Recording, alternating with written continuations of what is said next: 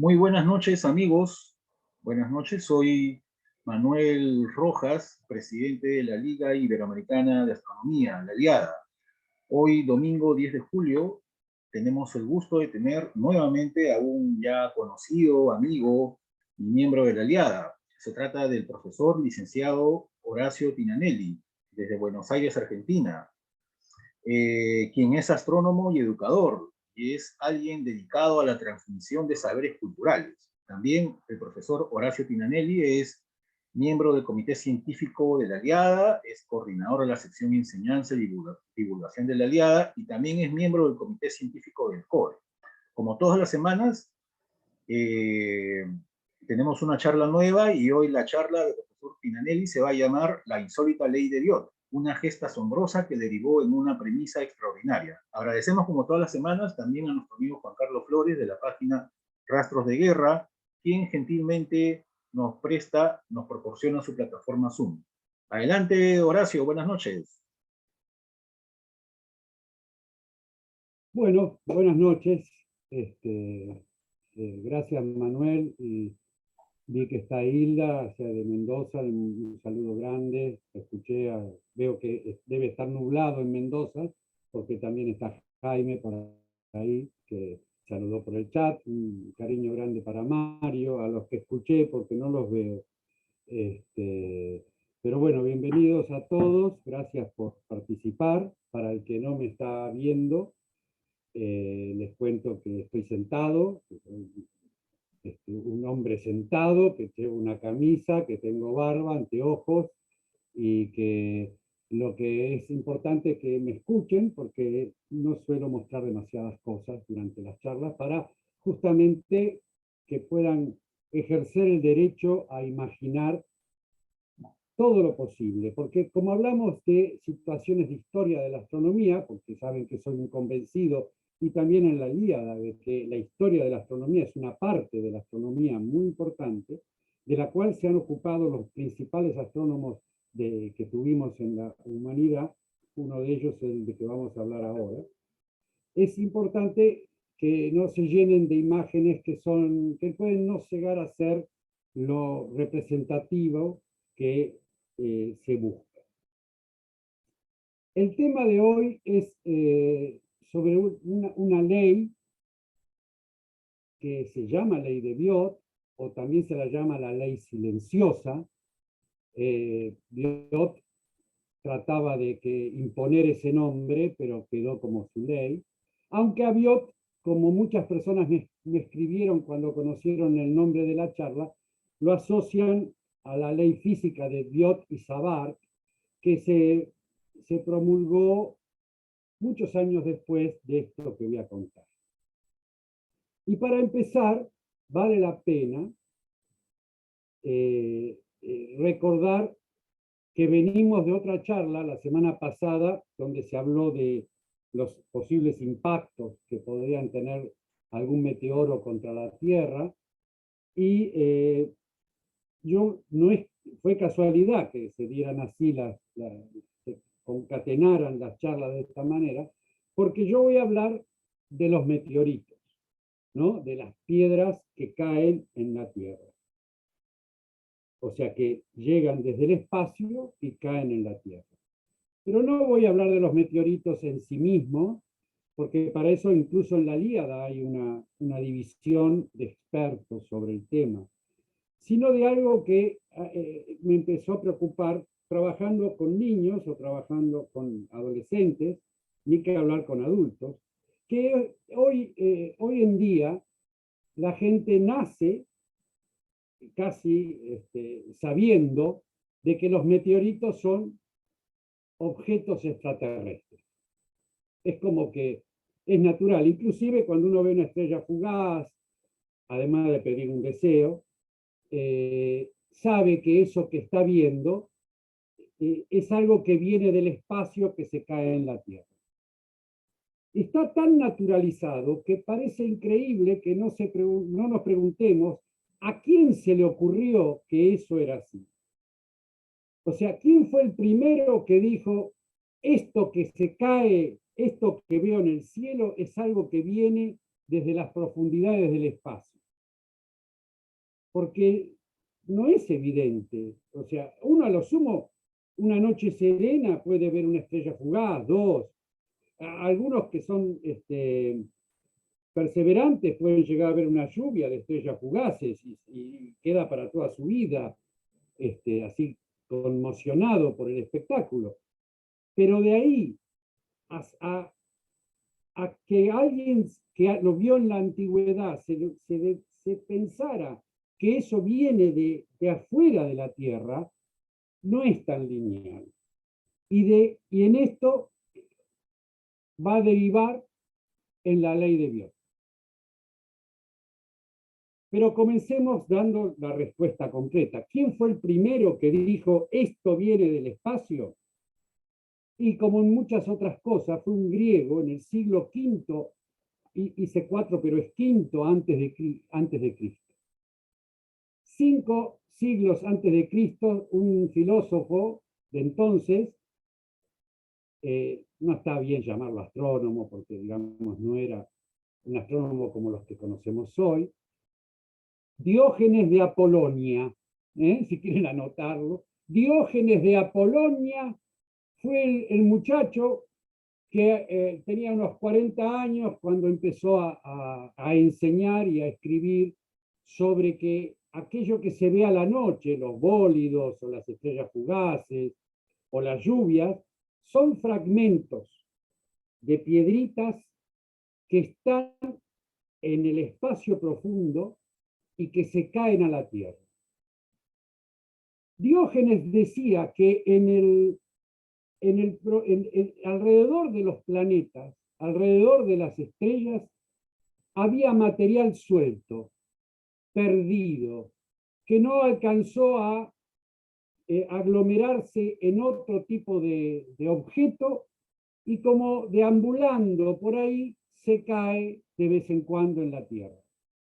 Diógenes de Apolonia, que era un filósofo, era una persona muy particular. Él creía que todo se había formado desde el mismo material, que era el aire. Entonces el aire era el que formaba todo, entre otras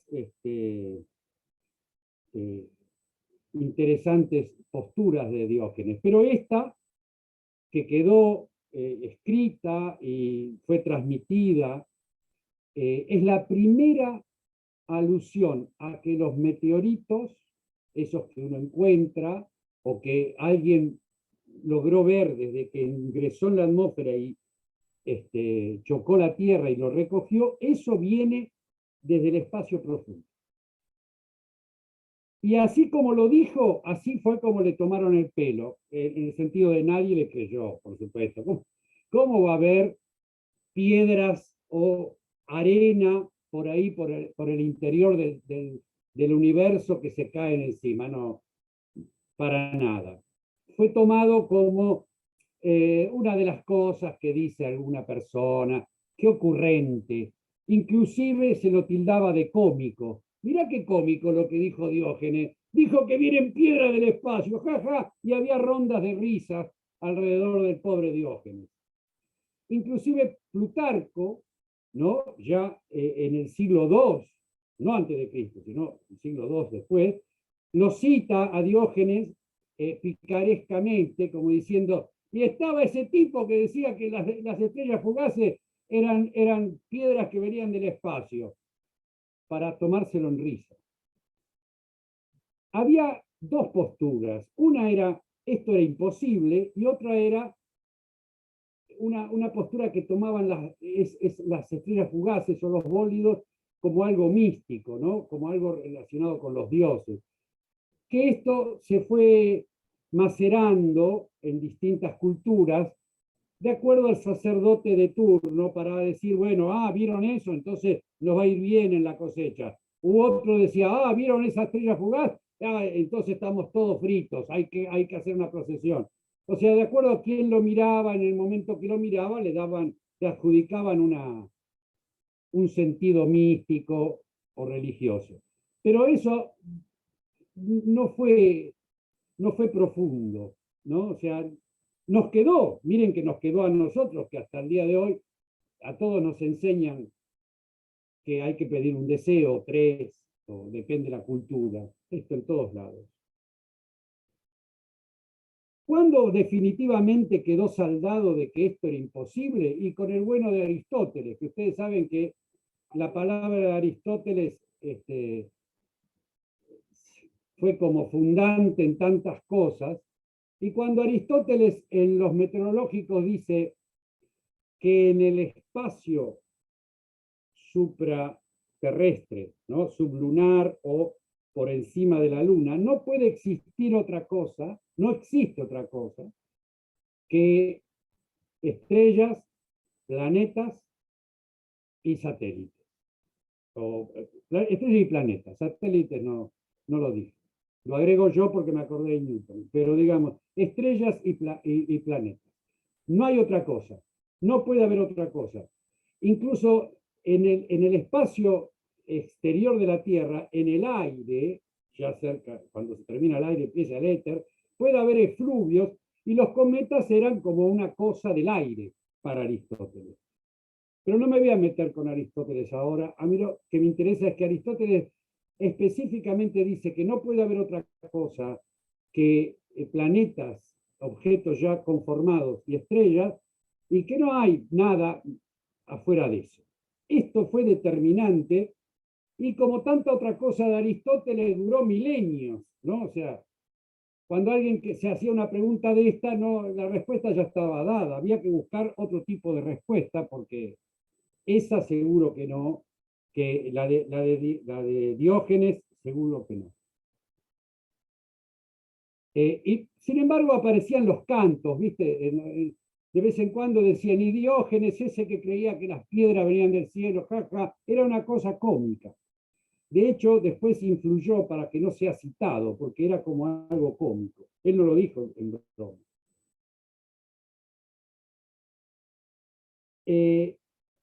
Esto siguió hasta el siglo XVIII, querida audiencia, hasta el siglo XVIII, pensando que las estrellas fugaces, los bólidos y los meteoritos que se caen, o sea, el meteorito es lo que sobra de la piedra que ingresó, que se puede recoger.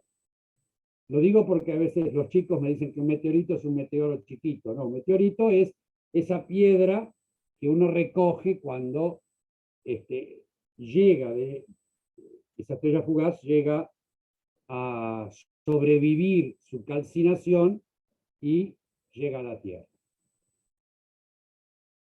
Siglo XVIII, ya aparece Newton, por eso les dije que me acordaba de Newton antes de Aristóteles, que a veces se parecen tanto.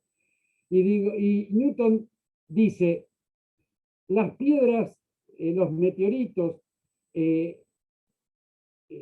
no son piedras que vienen del espacio profundo, porque no, simplemente, dice Newton en su libro Óptica, simplemente porque no hay piedras en el espacio profundo. En el espacio profundo, dice Newton, hay estrellas, pero bueno, hay planetas, hay satélites, hay cometas. Él ya incorpora los cometas no como un efluvio atmosférico, sino como un objeto, y nada más. Entonces las piedras que caen acá no vienen del espacio profundo, porque no puede haber, simplemente no puede haber. Imagínense, dicho por Newton, avalando todo esto, ¿a quién se le iba a ocurrir pensar en que las piedras eran... Estamos en el siglo XVIII, ya estamos en el siglo XVIII, y las piedras venían de otro lado. ¿De dónde venían? Este es el punto. Había varias posturas. La más elemental era que eran piedras que se levantó un viento fuerte, ¿no? Un gran sonda, diríamos, ¿no? Pero así 3 veces un sonda, y traía piedras, ¿viste? Y levantó una piedra de la montaña y la tiró. Una tormenta agarró, levantó las piedras que estaban ahí en el baldío y la tiró. Las piedras caían porque las traía el viento. ¿Por qué brillaban? Eran distintas posturas también. Unas eran porque eran piedras preciosas, otras porque las iluminaba un rayo, otras porque eran transparentes y se veía la luz de atrás. Había un montón pero las traía el viento. Esa es la más elemental de las posturas. Después vino una más elaborada, que es en la alta atmósfera se coagula el polvo que sube, se coagula, se une por acción de los rayos, se forman piedras y se caen.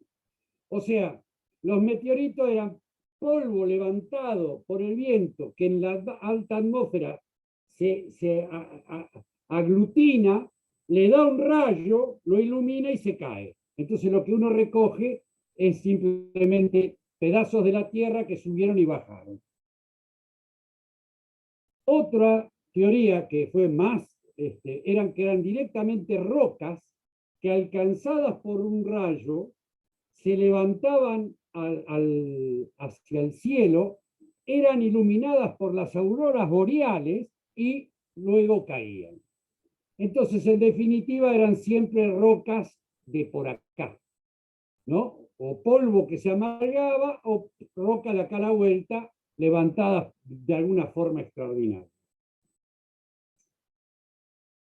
Esto hacía, por ejemplo, el director del Museo Británico de Ciencias Naturales era muy lapidario con esto. Entonces decía que los que hablan de las piedras como cosas extraterrestres son hazmerreír de la ciencia, como Diógenes de Apolonia, por supuesto. Que coleccionar piedras era una cosa inútil, coleccionar piedras que hayan caído, que la gente que dice que vio una piedra caer está de la nuca, o sea, algo le falla, ¿no? Y que hacer una exhibición de piedras recogidas que se han caído del cielo era realmente una tomada de pelo para la gente y nunca en el Museo Británico iban a poner un meteorito porque, digamos, era absurdo. En ese momento aparece otra teoría, ¿no? Otra teoría, que como se empezaba a estudiarse la formación de la luna y de qué estaba hecha la luna y cómo era la luna, primó la idea de que en la luna todo era volcánico, las montañas eran todas volcanes, ¿no? O sea, todo era material volcánico, porque se imaginaban que había mucho pedregullo, hubo volcanes en su época, debe haber volcanes activos, pero no los vemos, erupcionan de otra manera. Entonces ahí comenzó dos posturas. Una, las piedras que caen son de volcanes terrestres que tenemos cerca. Entonces el volcán erupcionó y cayeron piedras. Esto era contado además porque empezaba las expediciones alrededor del mundo y veían volcanes de todo tipo y decían, ¿sabes cómo escupe piedra este? Y bueno, entonces las piedras son escupidas por los volcanes. Bien, pero también apareció el que dijo, las piedras en la Tierra caen meteoritos que son expulsados por los volcanes, pero también hay piedras expulsadas por los volcanes de la Luna. Entonces nos llegan piedras expulsadas por los volcanes de la Luna. No es que haya piedra en el espacio. De vez en cuando hay un volcán de la Gran 7 en la Luna y tiró una piedra tan fuerte que nos cayó a nosotros, ¿no? Y todas las demás, y no, las demás son las de acá, la del Vesubio, la de Krakatoa, qué sé yo, las de que nosotros conocemos. Y se calculaba la distancia al volcán por si te tenía que caer una piedra o no. O sea, ¿cuánto estamos del volcán? Y nos va a caer una piedra. Esto era todo lo que había. Y la idea del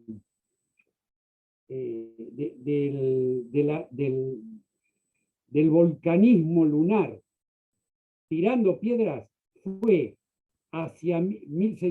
nació hacia 1644, pero se consolidó al comienzo del siglo XVIII. Era muy fuerte, hasta tal punto que vale la pena a los que recordar una forma en que se llamaba la luna, y le decían que la luna era un astro travieso, que la luna era traviesa, ¿no? Porque tiraba piedras. Entonces, se le decía que era la luna traviesa cuando tiraba piedras. Entonces, había una lluvia de meteoritos y la luna está traviesa. Entonces, como que estaba totalmente asociado una cosa con la otra. Inclusive hay unos estudios fantásticos sobre la fase de la luna y el momento de la lluvia de meteoros, como para decir que en tal fase se favorece el vulcanismo, entonces hay más lluvia de meteoros. Es impresionante las ideas que se fueron elaborando. Hago un paréntesis para decirles que básicamente yo voy a seguir en estos temas de los meteoritos. Un artículo publicado hace poco tiempo, en el 21, o sea, que es una recolección de muchos otros, de Cándido García, ¿cómo se llamaba? García Cruz. Cándido Manuel García Cruz, que es un astrónomo, un investigador en la historia de la astronomía español, muy interesante, que se dedicó a Chladni, que es el fulano en que vamos a hablar ahora, pero su artículo no tiene desperdicio. Está en el boletín de historia de la astronomía, de historia de la ciencia de España. Es excelente material. Así llegamos, esto de la luna traviesa no fue una denominación popular. A ver, popularmente la gente común, digamos, no pensaba que había volcanes en la luna, ni que las piedras de los volcanes lunares llegaban acá. Esto era una acepción de gente de élite, de gente que entendía el asunto. En particular, el nombre tiene, el mote, el alias de la luna, tiene nombre y apellido. Es de un fulano que se llamaba, lo tengo anotado por acá porque es más difícil, George Lichtenberg, ¿no? George Lichtenberg, se llamaba así, que era hacía investigaciones, pero sobre todo era un gran divulgador y educador de ciencias, en casi todas las ciencias. Era un tipo muy interesante, muy sarcástico. Hay mucho escrito de Lichtenberg, mucho, y es muy divertido cómo trata los temas. De hecho, justamente la luna traviesa, ese mote que le pone él, se hizo muy popular en los ambientes astronómicos porque daba a entender una actitud volitiva de la luna de querer escupir piedras a la Tierra, muy gracioso. Ahora, este alemán tenía un amigo, un muchacho que era abogado, pero que le encantaba la física. Le encantaba. En realidad él quería ser físico, pero el padre, que era abogado, lo puso a estudiar abogacía, porque querido, si no te vas a morir de hambre con eso de las ciencias naturales y todo eso, algo que conocemos muy bien varios de los que estamos acá. Entonces, él era abogado y cuando murió el padre dijo, sí, se tiró todo a la miércoles y se dedicó a estudiar física. Estoy hablando de Ernest Chladni, ¿no? Ernest Chladni, son todos nombres difíciles. Ernest Chladni, un alemán dedicado a la física que lo pueden encontrar fácilmente por todos lados, en muchos libros. Es el padre de la acústica. Las figuras de Chladni son muy importantes porque, digamos, definen la frecuencia, los nodos, la forma en que el sonido se comporta en los materiales. Un tipo que se lo llama el padre de la acústica, del que comenzó a pensar en estos temas físicamente. Y además era músico y construyó muchos instrumentos musicales muy divertidos, con varillas de vidrio. Bueno, pero eso es otra charla. Lo que quiero decir es que él se dedica, deja la abogacía, se dedica a la física, se dedica a estas cosas, pero un día va a escuchar una conferencia de Lichtenberg, que dentro de su conferencia en Gotinga, en la Universidad de Gotinga, habla de un suceso que había acaecido en Siena, en Italia, donde habían caído hubo una lluvia de meteoros, ¿no? Una lluvia de meteoros. Y entonces Chladni quedó como impresionado y dijo, qué maravilla esto. Y después empezó a charlar con Lichtenberg, a ver, ¿y vos qué sabés de esto? No, la verdad que no se sabe nada, es de la luna que tira cosas. Pero alguien los vio esto, los tiene, no, pero hay algunos que, tengo un amigo que tiene varios. Y Chladni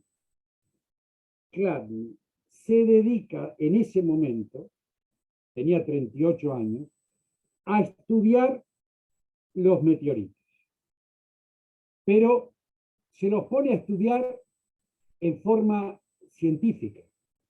Los recoge todos los que puede, viaja a Rusia. Él era miembro de la Academia de Ciencias de San Petersburgo, por eso en algunos casos pueden encontrar lo que lo ponen como ruso, pero no era ruso, era alemán. Y visita una zona donde había caído meteoritos y un señor que se llamaba Pallas, como el asteroide, los había recogido y los había estudiado, y él comienza a analizar estas muestras, se hace de muestras de otras partes de Europa, se hace de parte de las muestras que habían caído en Siena, y comienza a elaborar una idea bien clara a través de lo que se conoce hoy como el actualismo, es decir, el estudio de cosas del pasado a través de los procesos del presente, y argumenta físicamente de que esas piedras no podían ser producto de volcanes, ni terrestres, ni celestes, que esas piedras por la masa que tenían, por la velocidad que se desprende de los avistajes, de ninguna manera podían ser cosas terrestres, ni siquiera lunares, y que tenían que ser necesariamente piedras del espacio profundo.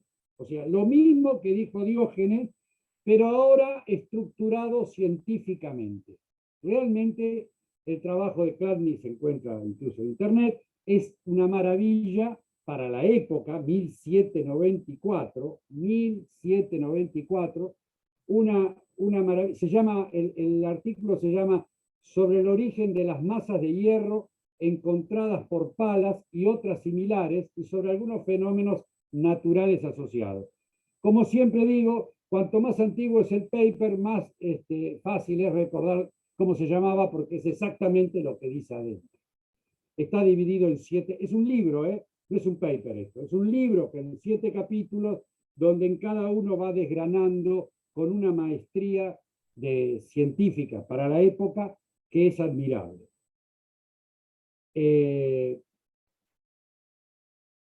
dice que era parte del material que no se consolidó en la formación de cuerpos más grandes, o que eran desechos de la formación de esos cuerpos, o también eran resultado de la destrucción de otros, lo que hoy puede pensar cualquier niño, ¿no? No se formaron, se chocaron y quedó basurita. Bueno, esta declaración de Chladni en su momento era controvertida al máximo, se le vinieron todos los geólogos encima, todos los astrónomos, porque estaba totalmente consolidada la idea de que eran de origen volcánico, o terrestre o lunar, pero volcánico. No podía ser que sean piedritas de allá del espacio. Además, él con esto rompía con la idea de que en el espacio profundo había otra cosa además de los astros que había dicho Newton, lo cual era una barbaridad para la época. Era una barbaridad haber dicho eso en ese momento. Aún así, se lo tomaron para el churrete, o sea, era como, mirá este alemán lo que escribió, ¿no? Y inclusive bibliotecas importantes, inclusive de observatorios, no recibían el libro, se negaban a leerlo, etc. Como pasa siempre con estas cosas. Y Chladni pasó a ser, qué importante el aporte de Chladni con la música, qué importante como luthier, qué importante como la acústica, pero esta pavada que dijo de los... Yo no sé para qué se meten a mirar cosas que no entienden. O sea, el trabajo de Chladni para cuidarlo a él mismo fue ocultado, ¿no?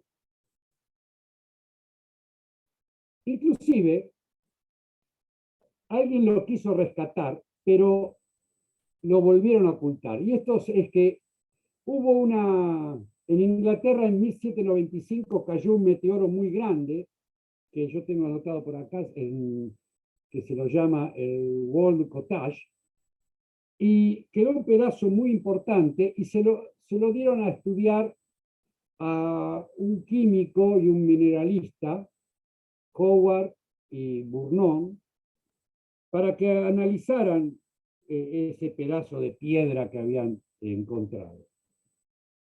Y estos fulanos lo analizan y es como uno de los primeros análisis de un meteoro y encuentran que tiene los mismos materiales que una piedra de acá, tiene hierro, tiene silicio, un poco de níquel, tenía menos níquel que una, pero nada extraordinario. Pero sí encuentran que el hierro estaba en pequeñas bolitas, que no coincidía con nada de lo que habían visto en la Tierra, que era una cosa rara. Entonces, ellos dijeron, así como puede ser que haya piedras así en la Tierra que nosotros no conocemos, es igual de posible que sean piedras de mundos que no conocemos o piedras que andan por el espacio. Se animaron a decir eso y el mismo artículo de su análisis meteorítico, plum, caja, otro que están boludeando con eso de que las piedras vienen del espacio, no había.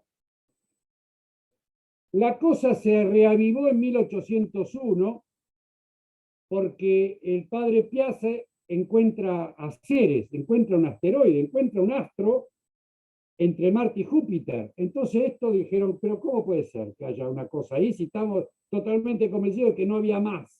No podía haber, no podía haber, ¿cómo es que está ahí esta cosa?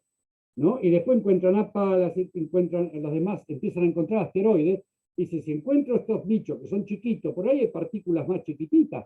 Esto empezó a reavivar el asunto. Yo creo que a esta altura de la charla ustedes estarán diciendo, ¿y Biot? ¿Qué tiene que ver Biot con todo esto? ¿Para qué me está contando los meteoritos si esto era la ley de Biot? Es que acá entra Biot. Entra en 1801.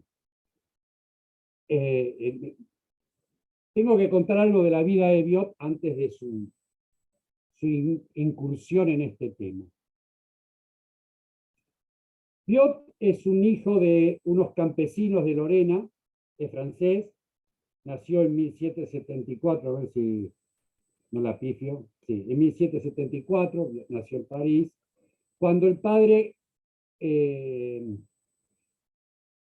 logró un laburo de mucha guita, entonces él tuvo una infancia diferente a la de sus hermanos y a la de su familia, porque nació cuando ya estaba en la opulencia, ¿no? Digamos, vieron esas familias que vienen mal, nace el pibe y le cambia todo, bueno, esto es Dios, ¿no?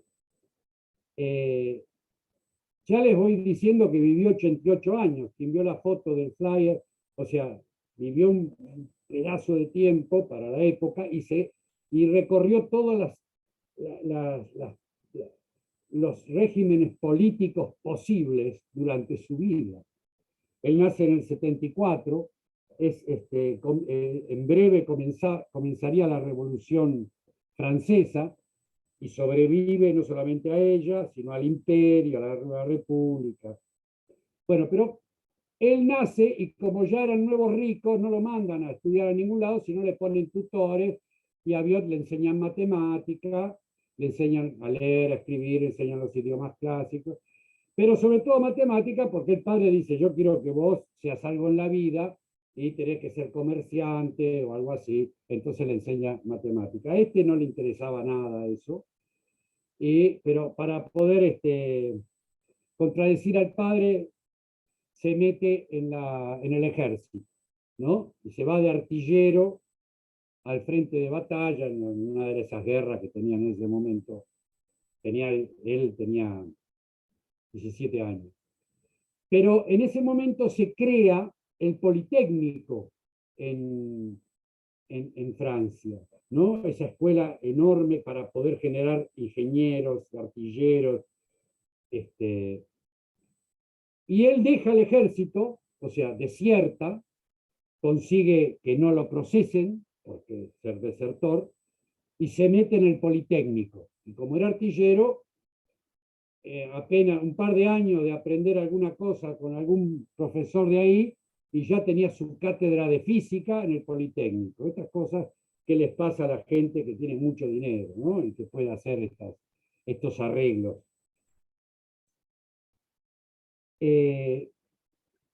Voy a aclarar ya. Su profesor de astronomía era Laplace, que para los que conocen un poco de astronomía, estamos hablando de uno de los más grandes astrónomos de todos los tiempos, ¿no? Un tipo muy controversial, pero extraordinario, Laplace. En esa época, hay un dato interesante de Biot, que en esa época los que estaban en los colegios de Francia, se suponía que tenían que ser la fuerza de resistencia del avance de los revolucionarios que quisieran tomar los colegios. Contrario a esto, Biot fue agarrado como revolucionario. Él era uno de los que tenían los revolucionarios adentro del colegio para poder tomarlo. Como no lo pudieron hacer, a este lo procesaron, pero una vez más Biot zafó de que le cortaran la cabeza y siguió en el Politécnico con su cátedra de física. Un día, quería mostrar que era buen matemático, y un día le dice a Laplace: don Laplace, mire, yo tengo este problema que dejó Euler, otro bestia de la matemática, que ya no estaba en Francia, debido a Rusia, dejó un problema y yo lo resolví. No me diga, pibe, le dice Laplace, que era Gardel, Lepera, las tres guitarristas, ¿no? O sea, dice, no me diga. Sí, sí, sí, a ver, muéstremelo. Y se lo muestra. Y dice, bueno, esta noche vení con unos amigos y nos explicás bien cómo es el método que hiciste. A la noche estaba Laplace con todos los catedráticos de astronomía de la época, entre ellos Lagrange, que era otra bestia, y el señor Napoleón Bonaparte. Todos sentados escuchando a Biot. Quiero que imaginen esa escena, los grandes astrónomos de la época de Francia, con Napoleón ahí sentado, y explicándole la resolución del problema de Euler, lo cual era correcta y se ganó el beneplácito de todo el mundo. Le cambió la vida demostrar un teorema. Esto es increíble. Esa noche, cuando ya se fueron todos, Laplace le dice a Biot: venite conmigo un momentito a mi estudio. Y se lo llevó al pibe, y abre una caja fuerte, Laplace, lo cuenta Biot. Biot escribió muchísimo, vivió 88 años, ¿saben todo lo que escribió, no? Abrió una caja fuerte, sacó un manojo de papeles amarillos, se los pone enfrente, y era el mismo teorema que había dicho Biot.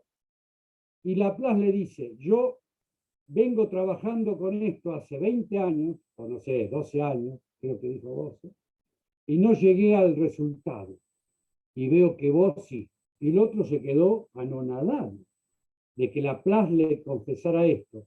Y sobre el pucho, Laplace le dice: yo te lo muestro para que veas que lo tuyo vale, pero con una condición. ¿Cuál, don Laplace?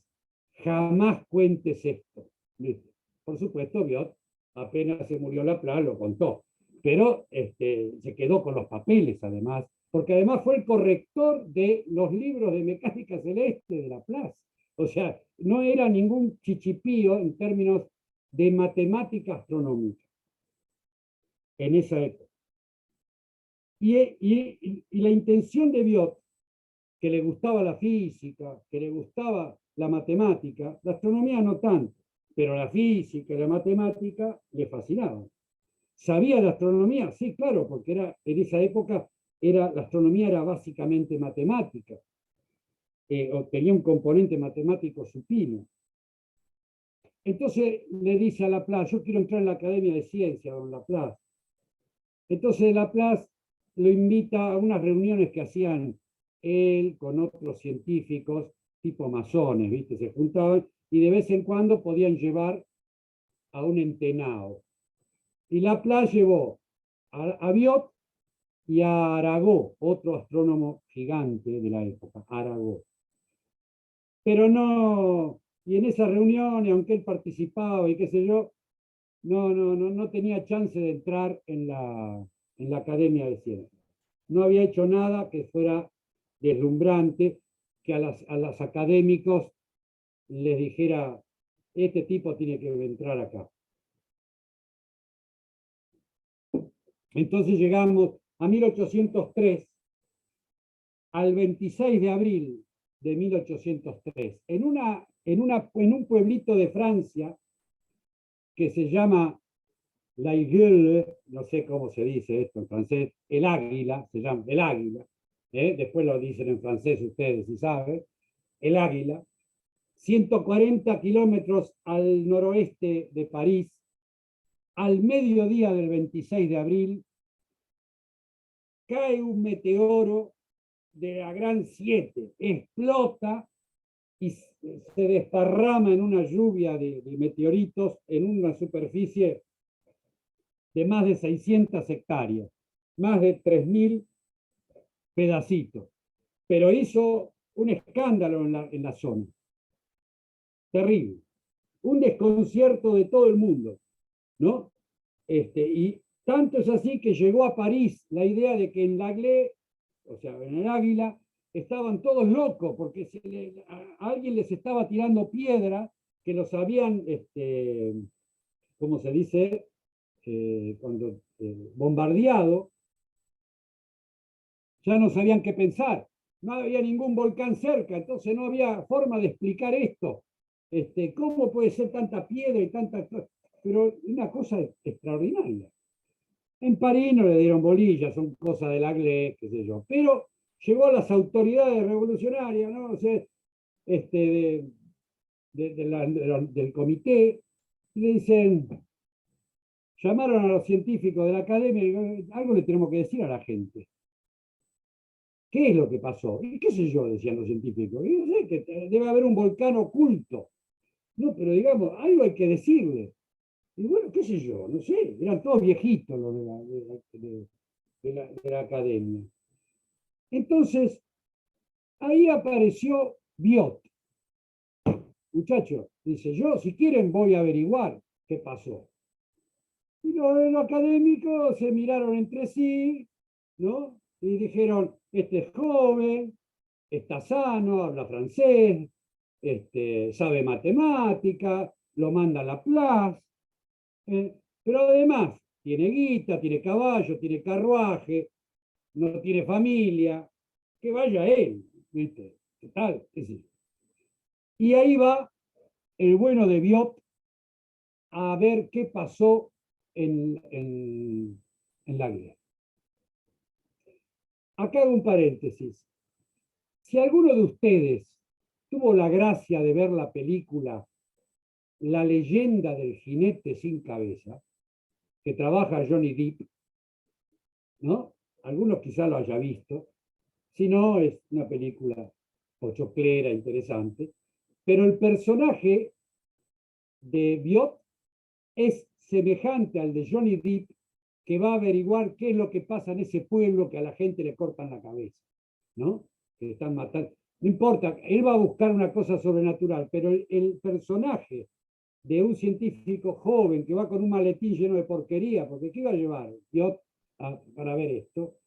¿No? Porque no sabía qué se iba a encontrar, y así fue exactamente esa imagen. Yo la vez que vi la película dije, este es Biot, ¿no? Y yo si me quiero pensar en Biot, tengo que pensar. Tenía 28 años Biot cuando fue a Langley. Por supuesto que no es que cayó el meteorito y él fue al otro día, salió corriendo. No, estos fueron como 5 o 6 meses después de esto. Y no llegó directamente, porque en la época, en 1803, recorrer 140 kilómetros, usted dirá, no es tanto, sí, pero son a través de montañas, lomas, van a caballo, con un carruaje, hay que parar. No es tan fácil. La cuestión es que, y acá viene lo interesante, cuando va yendo se encuentra con un mensajero, ¿no?, que hace el recorrido entre Brest y París, y le dijo, ¿y usted qué hace? Y yo voy a ver lo de las piedras que cayeron. Ah, dice, yo estaba ahí, le dice el mensajero, ¿no?, en la zona de Mortagne. Dice, y yo vi que de golpe hubo un globo de fuego en el cielo, pero se encendió y era más grande que el sol, y se expandió. Y Biot anotó, globo de fuego, zona de Mortagne, mensajero, ¿no? Siguió andando el tipo, y en Alezón fue a un mercado. Entonces empezó a hablar con toda la gente del mercado, el verdulero, el que vendía pollo, ¿no? Y todos le dijeron que ese día hubo un alboroto. La gente que estaba comprando salió cagando porque explotó el cielo, ¿no? El ruido de la explosión era tan grande que todos se le escaparon los caballos, las gallinas se alborotaron, se cayeron cosas, sintieron, y le dicen, sentimos el golpe del estallido. Alguien tiró una bomba o algo así, ¿no? Y además le dicen, todo eso sucedió y hubo un enorme resplandor. Y era de día, dice, era el mediodía. Y de golpe todo se iluminó como si estuviéramos dentro de una fogata. Y Biot anotó, adentro de una fogata, el resplandor, mucho ruido, ¿no? Y siguió, siguió adelante.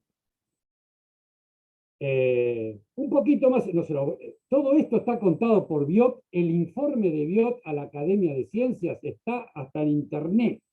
Es impresionante, ¿no? Todo como él va tomando nota. En CIS, otro, ¿no? Hubo varios testimonios que le van diciendo, cada uno, este era iba a decir el farmacéutico, no, pero era el tipo que preparaba cosas, ¿no? Bueno, todos un montón de personajes que le dicen que en ese momento, ese día, escucharon un gran ruido en el cielo, ¿no? Pero ellos estaban un poquito lejos y sintieron tan fuerte el ruido que pensaron que estaba pasando una carreta enorme por el empedrado del comienzo del pueblo, ¿no? Porque era como un ruido, como decir, ¿quién está viniendo? El trueno que desató la explosión, ¿no? Y que muchos reafirmaron que sí, había un resplandor, pero se terminó enseguida, entonces no todos lo asociaban con el ruido. Pero mirá vos, acá también, y eso era bastante lejos, ¿no? En Nonant, otro de los pueblitos que va también, y en Nonant le dijeron que se iluminó el cielo de golpe, ¿no? Hacia la zona donde todos referían la bola, que se iluminó el cielo de golpe y ellos creyeron que era una casa que estaba en esa zona, que se había quemado y que las llamaradas llegaban al cielo. Y que el ruido, la explosión que sintieron, era porque había estallado la chimenea de esa casa abandonada, ¿no? Y después se dieron cuenta que no era así porque fueron, la casa estaba igual. Entonces decían como algo de mandinga, ¿no? Se quemó, explotó y ahora está otra vez así. ¿Qué pasó?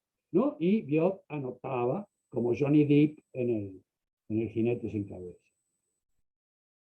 En Merlerot, tengo los nombres anotados, Merlerot, se enteró por un jardinero que los caballos del establo de golpe se espantaron todos y saltaron por encima de la valla de arbustos que nunca habían saltado y que les costó como una semana encontrar dónde estaban y que estaban todos temblando de lo que había pasado en ese momento. Que a él no le pareció tan fuerte el ruido, pero que los caballos que sienten diferente, acuérdense de lo que estoy diciendo, que los caballos que sienten diferente salieron todos cagando cuando estalló esta cosa.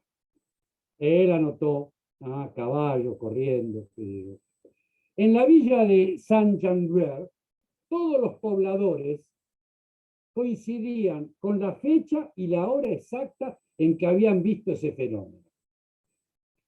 Y ahí, en el diario de Biot, Biot escribe por primera vez: la explosión, estoy leyendo a Biot, la explosión fue la consecuencia de la aparición de un globo inflamado que estalló en el aire, ¿no? Y así logró reconstruir esa explosión y que necesariamente, dice Biot, proyectó al piso gran cantidad de piedras humeantes que todavía estaban encendidas cuando cayeron, y exhaló un fuerte olor a azufre. Biot Dixit.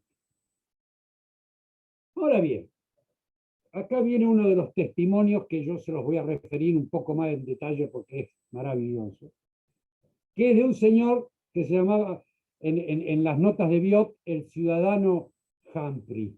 El ciudadano Humphrey volvía en su carreta, ¿no?, al pueblo, volvía en su carreta, por favor, 1803, antes de las invasiones inglesas, piensen ustedes, un pueblito en el norte de Francia. Viene el tipo en su carreta con su esposa y su nuera, ¿no?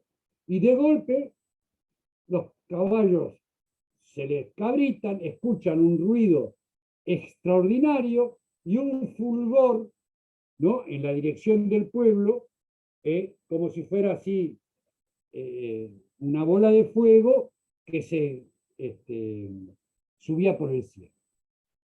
Ellos afirmaban, no había nubes en el cielo antes, salvo una pequeña nubecita negra que se veía a lo lejos, pero no tenía apariencia de tormenta, más esa nubecita. Les dije, el día que pasó esto, el cielo estaba diáfano, coincidían todos los que veían, diáfano, sin nubes. Esto no era producto nada. Entonces, Humphrey dice, el ruido parecía venir de la nubecita y se alejaba, ¿no?, por delante de ellos, soplando y zumbando de manera continua. O sea, el tipo vio entrar el bólido con ruidito y vio la explosión.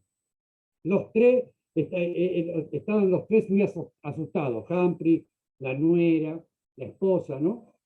Y dice que el ruido duró unos minutos.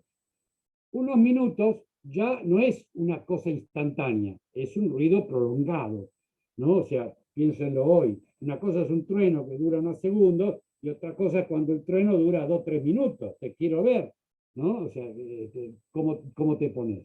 Y el tema es que cuando Humphrey, el ciudadano Humphrey, llegó a su casa, pensaron que había ocurrido una desgracia. Ahí estaba el hijo que estaba ocupado del huerto y la madre, que era una señora muy mayor. Entonces dijeron, se murió la abuela, porque estaban todo el pueblo alrededor de la casa de Humphrey, ¿viste? Y no sabían qué pasó. Y cuando bajaron, le mostraron un agujero que había hecho, una piedra que cayó, y el objeto todavía estaba ahí. Acababan de desenterrar para mostrárselo, porque le había hecho un agujero, que se había hundido tanto que brotó agua, para que vean el carácter del bólido que recibió. El ciudadano Humphrey lo pesó y pesaba 9 kilos. Anotó Dios, 9 kilos, ¿sí? No es mucho, me lo puedo llevar, ¿no? Y se la llevó. Se llevó la piedra que había roto a Humphrey, ¿no? Y se la mandó a Thénard, ¿no? Que era en ese momento un químico muy célebre de Francia. Y Thénard la analiza y dice, tiene hierro, hierro oxidado, un poco de silicio, magnesio, poquito níquel, poquito azufre. ¿No? ¿Podía por estas razones Biot decir esto viene desde el espacio? A ver, audiencia. Era una piedra como cualquier otra, no ve nada en particular, tenar, y él lo que observa es un fenómeno extraordinario. Pero Biot concluye su informe de manera categórica diciendo las piedras que cayeron en el Águila y por lo tanto todas las piedras que sabemos que caen vienen del espacio profundo. Y la pregunta es, ¿de dónde sacó? ¿Con qué herramientas? ¿Me entendés? Porque no hizo más que esto, una investigación. Parecía, ¿vieron esa serie de televisión que son la unidad de víctimas especiales, que es una cosa, era como una investigación policíaca, ¿no? Porque era todo testimonio de gente, que si lo único que tenía era una piedra, porque las otras ni las encontró. Pero Biot dice, esto muchachos, le dice en el informe, esto viene del espacio. Quiero aclarar algo importante. Biot hasta ese momento no había leído a Chladni, ni había leído a Diógenes. Ni Chladni ni Diógenes. Las piedras, si venían, eran de volcanes que estaban en la luna, esto era todo su conocimiento. Ni Chladni ni el otro. Lo que dice Biot es, la afirmación de Biot es a través de argumentos morales, argumentos basados en la moral. Y por ejemplo, Biot dice, no es lo mismo que un pastor cualquiera, que esa gente que anda en el campo, cuente haberse agachado para evitar que una piedra le venía desde el cielo, cosa que también lo registró Biot, que me lo diga un cura de la iglesia de San Michel, que era una de las iglesias importantes de Normandía, cuando afirma haber visto que la piedra que cayó a los pies de su sobrina y rebotó por el empedrado. No, no es lo mismo, pero los dos coinciden. Pero si me lo dijera solo el pastorcito yo no le doy bola, pero me lo dijo el cura. Después, una dama respetable, ¿no? Como varias de las que yo hablé, no puede tener ningún interés en impresionar a alguien. ¿Para qué me va a decir que vio eso en el cielo? Escribía Biot. Observemos que los testimonios adquieren una gran fuerza por el estado y cualidad de los testigos. Dos eclesiásticos que sin ningún motivo no pueden tener la intención de alterar la verdad. Dos acá, tres allá, el párrafo de allá. Un joven instruido y bien nacido, ¿no? Que era guarda forestal. ¿Por qué dio crédito al fenómeno? ¿Por qué me va a mentir? ¿Qué sentido tiene de inventar todo esto? Y el remate, muchachos, para nosotros. Biot cita como dato crucial, ¿no? Epistémicamente crucial, el que cambia todo, a un pastor y dice Dios, que antaño era considerado incrédulo, pero que se convirtió al cristianismo por el miedo que le provocó ese terrible meteoro. Entonces se pregunta Biot, ¿qué piedra, salvo que fuera de origen extraterrestre, podría tener tales efectos en la gente? Ninguna, dice. Ninguna que se conozca en la Tierra genera esas consecuencias. Por lo tanto, las piedras voladoras llegan al suelo de la Tierra luego de atravesar el espacio profundo. Algunas, tal vez más allá de la Luna. Y este es el fin del informe de Biot y lo presenta a la Academia de Ciencias de Francia, Laplace y todos los que ya les mencioné. Y los tipos dicen, qué bien, qué interesante, qué lo parió. Las piedras vienen del espacio. Se la tragan, dicen que sí, y nace la ciencia del estudio de los siderolitos, la meteorología, no la meteorología, ¿cómo se llama? El estudio de meteoros. O sea, este informe de Dios, basado en leyes morales, basado en los buenos testimonios, se convierte en una nueva rama de la astronomía y que descubre que alguien lo había dicho, esto todo después, porque lo que se consiguió es que un grupo de astrónomos comenzaran a estudiar los meteoritos de otra manera, a pensar en qué forma cayeron, en sus órbitas, todo lo que ya los astrónomos conocen. Y ustedes pueden pensar, ya casi en el final de esto, esta es la ley de Biot, ¿no? Los meteoritos son de afuera. No, señor. La academia valoró el informe de Biot por la metodología empleada y adquirió esa metodología como ley en la Academia de Ciencias para dirimir conflictos de intereses en una teoría, por ejemplo.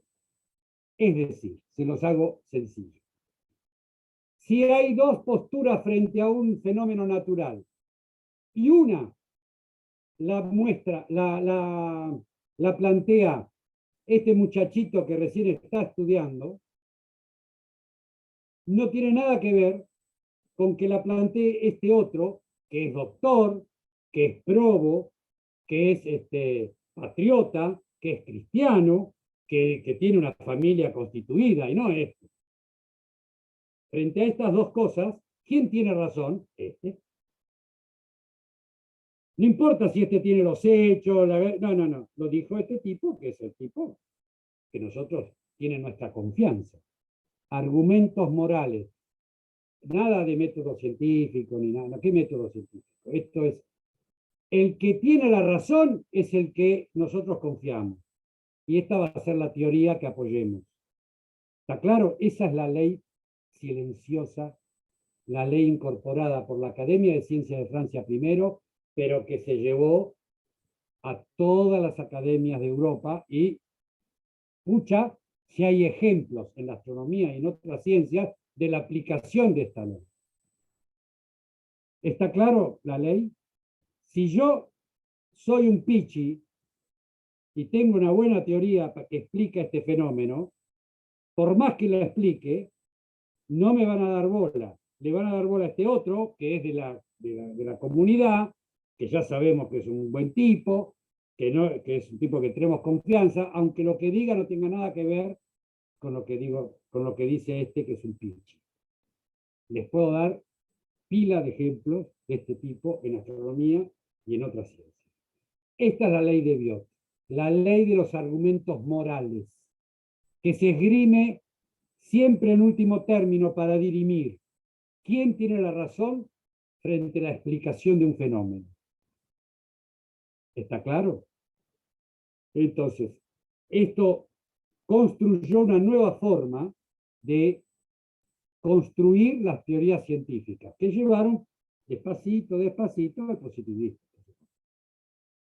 Donde, si lo dice una persona que tiene jerarquía, es lo que hay que creer. A ver, les doy ejemplo. Cuando Coach Adams hace muestra que existe un planeta más allá de Urano, era un estudiante, ¿cómo le van a dar bolilla a un estudiante diciendo que hay un nuevo planeta? Si Aire, que era el astrónomo real de Inglaterra, decía que no, y punto, no. Entonces, se acabó. Cuando Herschel decía que en el interior que las manchas solares eran agujeros por el cual se veía la superficie del Sol, y ahí abajo había gente que hacía fiestas, era toda una joda en la superficie del Sol, había ganado, ¿no? Había gente sembrando, que se podían ver a través de las manchas solares, toda la gente que vivía en la superficie. Lo dijo Herschel, entonces todo el mundo, clu, clu, y había gente en el sol. Lo dijo Herschel, hasta que no se murió Herschel, no le podían contradecir a Herschel, que era una bestia. Esto nació con nuestro amigo Biot. Eh, a ver, pobre Biot fue un tipo extraordinario, hizo cosas maravillosas, después podemos hablar todo lo que quieran de Biot con la ley, con su ayudante Savart, con lo que hizo en polarimetría, con todo lo que escribió en el Mercurio de Francia, haciendo divulgación de la ciencia, como ningún otro francés hizo en su época, con todo lo que ayudó a Pasteur para que sea Pasteur. Biot no tiene nada que ver con esto, pero esto sí, la Academia de Ciencias se lo guardó muy bien y fue la carta en que todas las academias de ciencias acordaron. Este tipo tiene jerarquía, este tipo lo que diga ya está. Y de vez en cuando es francés, de vez en cuando es inglés, nunca es alemán, viste esa cosa que siempre, pero los alemanes también la usaron, ¿no? Bien, esta es la ley de Biot, ¿no? Que no es matemática, que no es astronómica, que no es física, es una ley moral.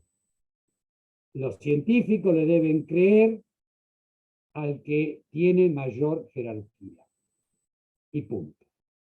Todavía, yo no sé entre los presentes si alguien la soportó esta ley, pero digamos, todavía se aplica, tanto en la ciencia como también pasó a otras disciplinas, la docencia, y este es el profesor. ¡Ah! Si lo dijo el profesor. Y entre los profesores, este tiene 10 años de antigüedad, no vos que recién empezás. Entonces, como si hay algo tiene que haber de derecho de piso para poder describir algo de la realidad. Esta es la ley de Dios, nacida de un evento, por eso yo digo que es un epifenómeno. Para los que no se acuerdan que es un epifenómeno. Un epifenómeno es el fenómeno que surge. Yo estoy estudiando algo, estoy estudiando un fenómeno en particular, y surge un fenómeno que no esperaba y que resulta tan importante como el que estaba estudiando. Eso es un epifenómeno, ¿no? La ley de Biot es un epifenómeno del estudio de los meteoritos. Que, disculpen si les hablé mucho de los meteoritos, pero lo importante es que sepan que cuando nace esta idea de que el que es probo, el que es patriota, el que piensa como yo, tiene razón, no importa que me cuentes otra cosa. En ciencia nace en 1803, en Francia.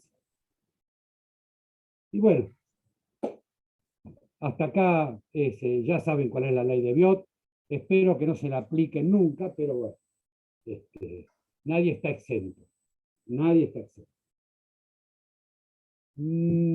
Manolo, Sí, muy yo bien. estoy cerrando ya. No sé si Sí, estamos bien de tiempo. sí, tenemos un poco de tiempo todavía. Más bien, muchas gracias al profesor Horacio por su interesante charla y la inesperada ley de Biot, porque nos imaginábamos mucho que era una ley científica. Pero Insólita. sí.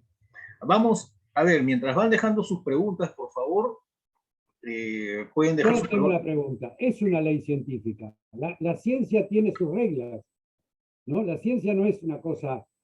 está hecha por personas.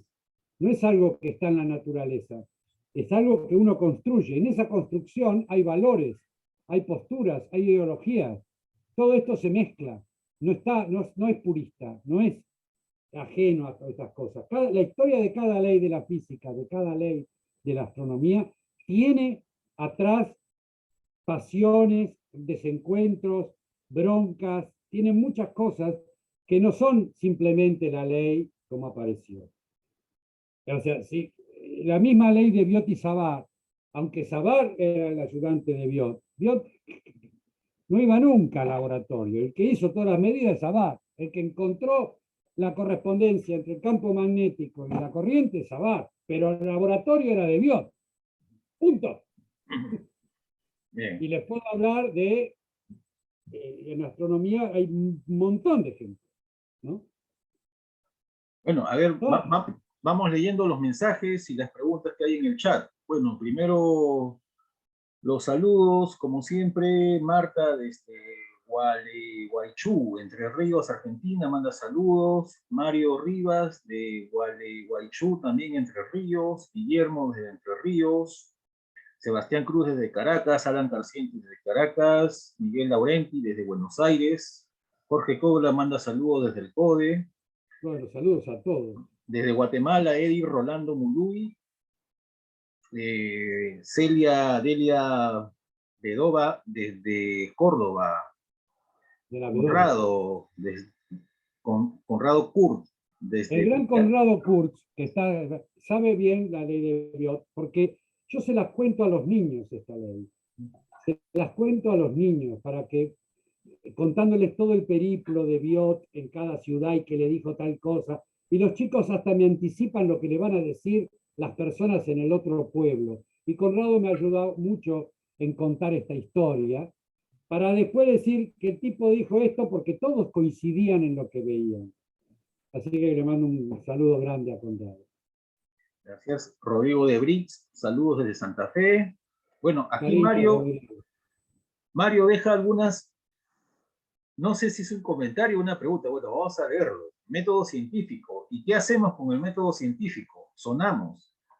El método científico es un invento pedagógico, no es un método de las ciencias.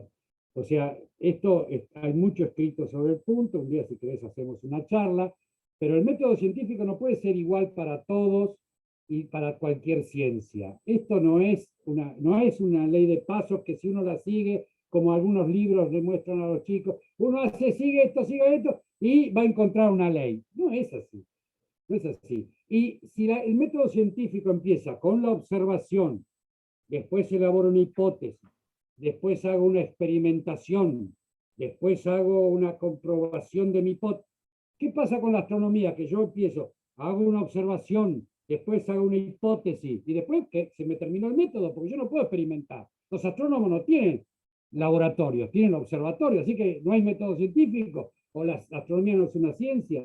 El método científico está bien, pero no son pasos que son estrictos y permanentes y siempre iguales. Y además, en cada disciplina, el desarrollo de la investigación es propia de la disciplina.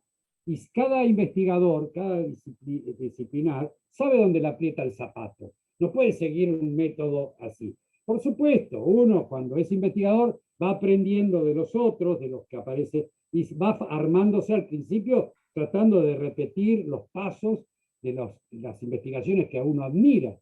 Y ver si en esa repetición encuentra algo que lo lleve por otro lado.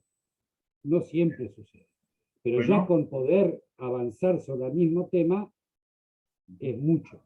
Bien. Disculpa. No, bueno, Luciana manda saludos desde Tucumán. Saludos, Luciana. A ver. Teresita Fanger, buenas noches, soy de Buenos Aires. Buenos Aires capital. Quiero pedir si me recordás el nombre del texto sobre el origen de las masas de hierro. Si podés dar el nombre completo y el autor, por favor.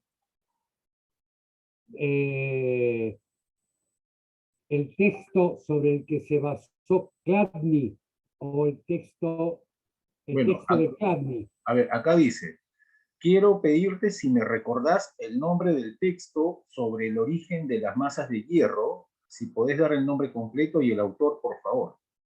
Así sí. pone. Ella está preguntando del libro de Chladni, del 94. Lo copio ahora en el chat. Sí, en el chat se puede dejar. A ver, mientras tanto vamos leyendo acá. Marcelo pregunta, saludos desde Recreo. ¿Esta ley también se aplicó en otras áreas de la astronomía? Totalmente. Esto era para todas las ramas de la astronomía, para toda la ciencia. Esto era como, es una ley de todas las ciencias. No es solamente astronómica. Yo di ejemplos astronómicos por una deformación profesional, pero hay biológicos, geológicos, ¿cuántos? O sea, depende, no, esto se sigue aplicando, no es que se aplicó, no, ahora no se usa más, pero ¿qué no se va a usar? Bien. O sea, Sí, A señor, ver, sí, se sigue acá usando. Guillermo, hermosa charla, además de académico, un gran contador de historias, apasionante de escuchar. Muchas gracias. Gracias a vos. Lelia Fochí le manda saludos. Cecilia de la Vega, fue interesante conocer esta charla. Jorge manda saludos desde Buenos Aires, Lomas de Zamora. Saludos, Jorge. Hilda, genial, Hilda Coltes. Genial la charla, Horacio, para el próximo congreso de la Fundación Elite. Bueno, gracias, Hilda, cómo no. Acá dice Roberto, creo que si alguien en la antigüedad postuló una teoría sin pruebas, pero hoy se plantea como válida, no debemos considerar que era un genio incomprendido.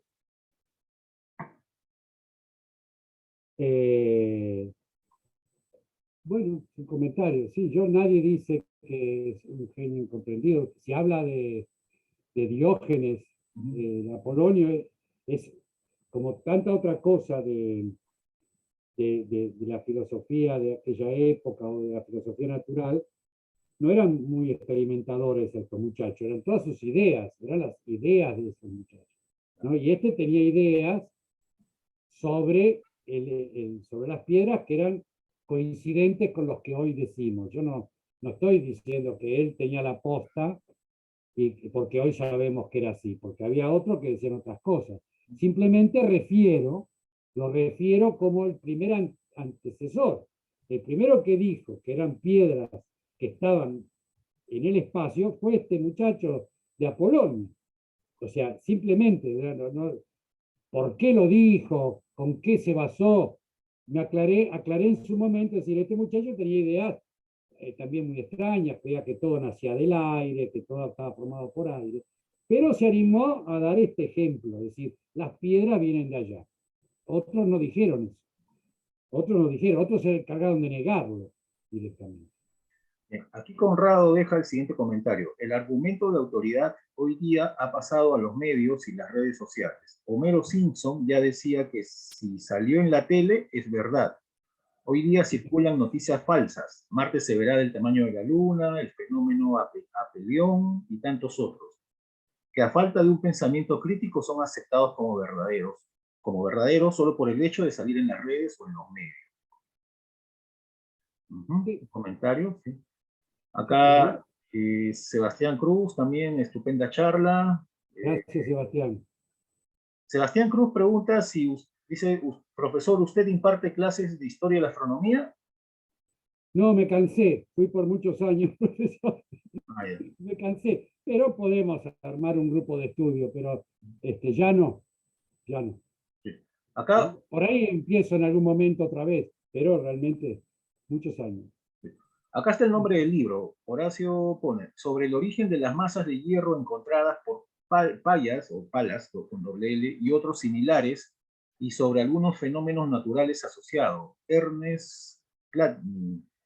Chladni, ¿Ya? Bien. Bueno, ese es el mientras... autor, Sí, ese es el autor. el autor.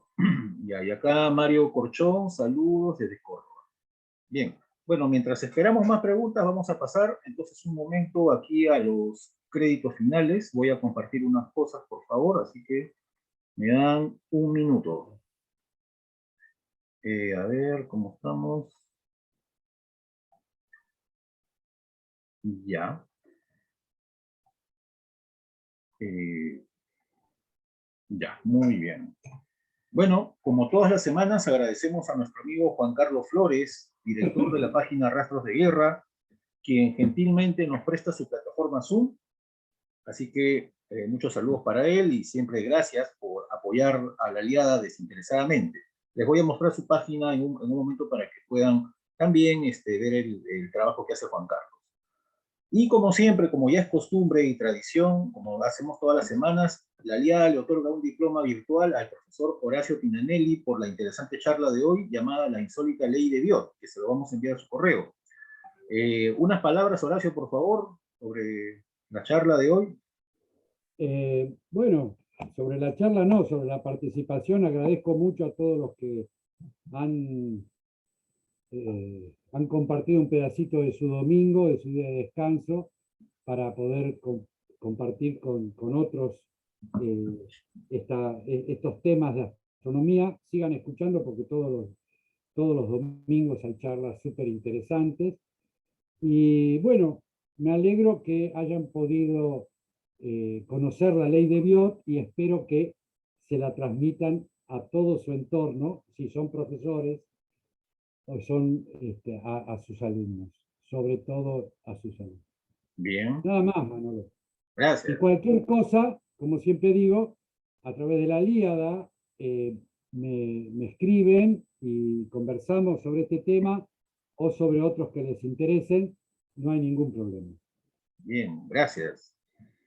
A ver, vamos a pasar acá. Bueno, quienes deseen un certificado de asistencia o de participación a esta charla, pueden escribir a este correo charlas.liada@gmail.com indicando su nombre y les vamos a enviar un diploma similar a su correo en unos días.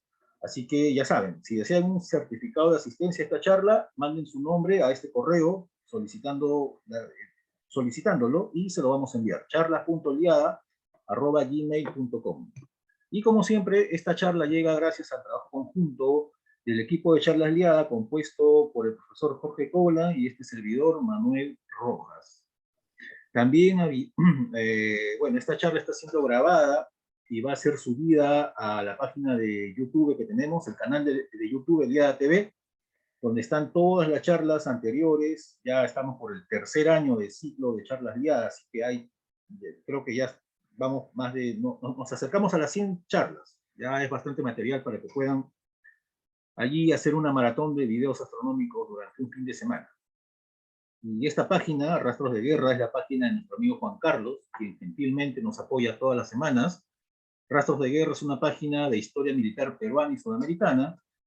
Bueno, la historia de los países de Sudamérica está bastante relacionada entre sí, así que también van a encontrar material de otros países, ¿no? Sobre todo el periodo de la independencia. Bueno, ahí hay varios videos que les van a interesar, ¿no?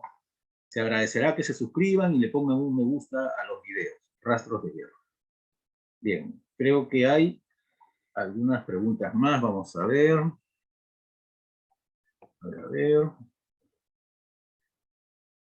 Mario, excelente charla como siempre, la didáctica, felicitaciones. Cintia Elías, excelente como siempre. Teresita Fanger, gracias Horacio, felicitaciones.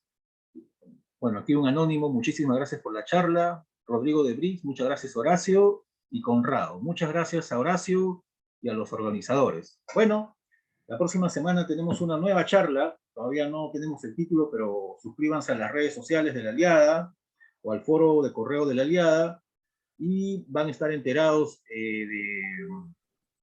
de qué charla vamos a hacer el próximo domingo. Bueno, un agradecimiento nuevamente al profesor Horacio Pinanelli por esta charla, a todos ustedes por haber estado presente aquí. Y bueno, a ver, quiero cambiar esto antes de irnos. Y nos vemos la próxima semana. Los micrófonos están abiertos si desean despedirse. Gracias. Nos vemos. Chau, chau. Gracias a todos. Gracias, nos vemos. Gracias, buenas noches. Gracias, Horacio, a todos. Buenas noches. Gracias. Buenas noches. Nos vemos la próxima. Adiós. Buenas noches. Cariño, Horacio. Chao, Cecilia. Gusto verte. Chao. Igualmente. Gracias. Qué bueno, muchos amigos.